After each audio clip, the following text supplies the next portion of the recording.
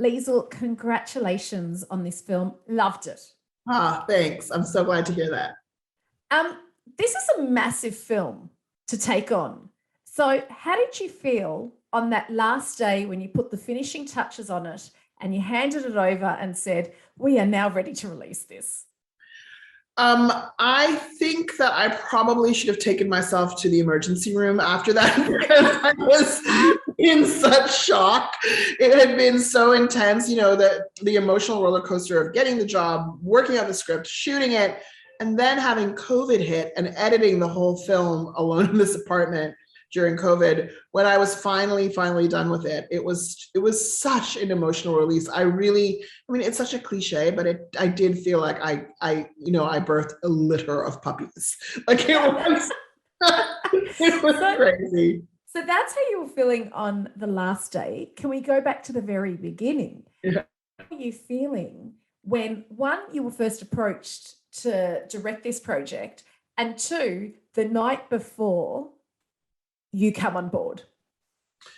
Yeah, I was actually in Atlanta in a hotel room shooting an episode of The Walking Dead when at the same time prepping for this phone call because they just wanted to have a chat. It was very general. It was very early on, and I knew that they were hiring writers first, and they were just starting their chats with directors. But I felt like this was my film, and so I was very prepared. I knew exactly what the film should look like, when the time period it should cover, the music it should have in it. So I just kind of went in and acted like it was my final interview before I got hired, as opposed to my first, interview. And I was like, all right, this is what the film is. This is what the time period, the characters, this is the music, this is the vibe, this is the style, like a crazy person. And they definitely were like, wow, okay, we're just going to skip the getting to know you part. We're just going to go right to here. Cool. And then, 2 weeks later, because, I had never directed a film before. And I was like, they're never going to give this to me. You take on. Let me just go for it, And then 2 weeks later, they came back to me and they said, listen, we really liked your take. We were going to hire a writer first, but we're going to hire you and then, let you shape that idea and make that film. And that's exactly what happened. And then Liesl, reality hits. Like, you've got the job. It is the night before you are actually taking on this job. How are you feeling? How are you not talking yourself out of it? How are you backing yourself?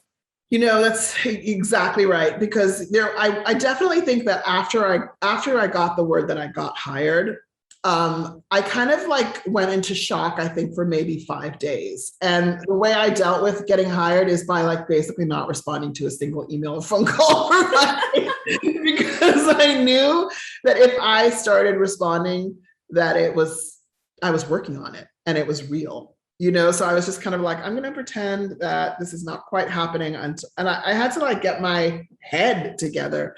And then once I was like, no, this is real. I'm really directing this film as my first feature film.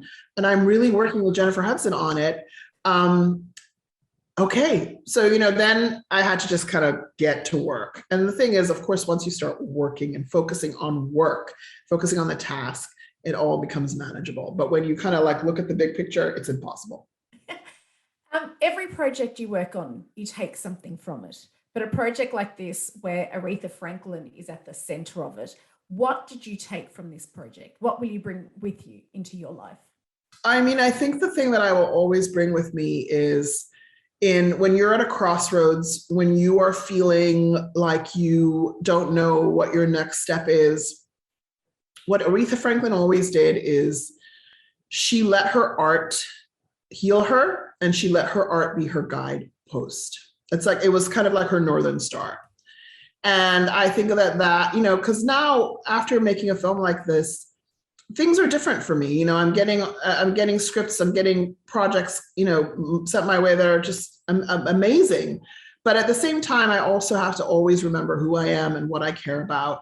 And that's, I think, what I got from her, from spending time with her on this, in the making of this film, is never forget that part of yourself.